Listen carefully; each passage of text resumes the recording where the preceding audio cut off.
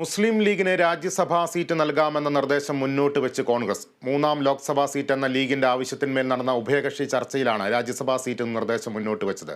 ചർച്ച തൃപ്തികരമായിരുന്നുവെന്നും 27-ന് പാണക്കാട് നടക്കുന്ന പാർട്ടി നേതൃയോഗത്തിൽ അന്തിമ തീരുമാനമുണ്ടാകുമെന്നും പി.കെ. കുഞ്ഞാലിക്കുട്ടി പ്രതികരിച്ചു.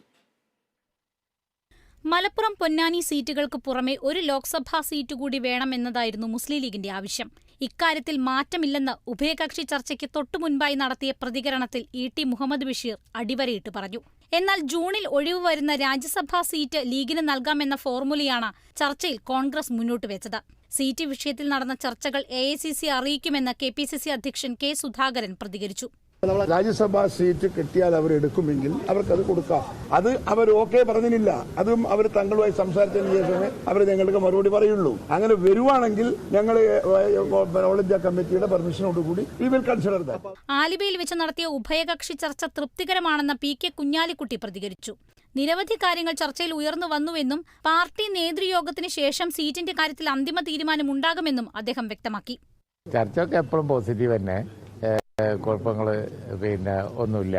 നല്ല തൃപ്തികരമായ ഒരു ചർച്ച ആയിരുന്നു. ഞങ്ങളുടെ മീറ്റിംഗ് തങ്ങൾ സ്ഥലത്തില്ല. അദ്ദേഹം നാളെ എത്തും. മറ്റന്നാളെ 27 കാലത്താണ് ഞങ്ങളുടെ മീറ്റിംഗ് പാണക്കാട് വിളിച്ചിരിക്കുന്നത്. ആ 27-ന്റെ തങ്ങൾ അധ്യക്ഷതയിൽ നടക്കുന്ന മീറ്റിംഗിന് ശേഷം ഞങ്ങൾ പറയാം. ലീഗുമായുള്ള ഉഭയകക്ഷി ചർച്ചകൾ പൂർത്തിയായതായി പ്രതിപക്ഷ നേതാവ് വി.ഡി. സതീശനും പ്രതികരിച്ചു. ഉഭയകക്ഷി ചർച്ചകൾ പൂർത്തിയാക്കി. മുസ്ലിം ലീഗ് അവരുടെ പാർട്ടി നേതൃത്വമായിട്ട് ചർച്ച ചെയ്യും. ഞങ്ങൾ ഞങ്ങളുടെ പാർട്ടി നേതൃത്വമായിട്ട് ചർച്ച ചെയ്യും. ഞങ്ങൾ സംതൃപ്തരാണ്.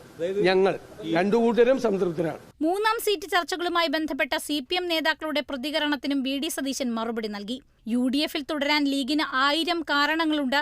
LDF-ൽ പോകാൻ ഒരു കാരണവുമില്ലെന്ന് സാദിഖ് അലി ശിഹാബ് തങ്ങൾ പറഞ്ഞിട്ടും ഇടത് നേതാക്കൾ പിന്നെയും ലീഗിന് പുറകെ നടക്കുകയാണെന്നായിരുന്നു പ്രതിപക്ഷ നേതാവിന്റെ പ്രതികരണം. Kerala vision news, Kochi.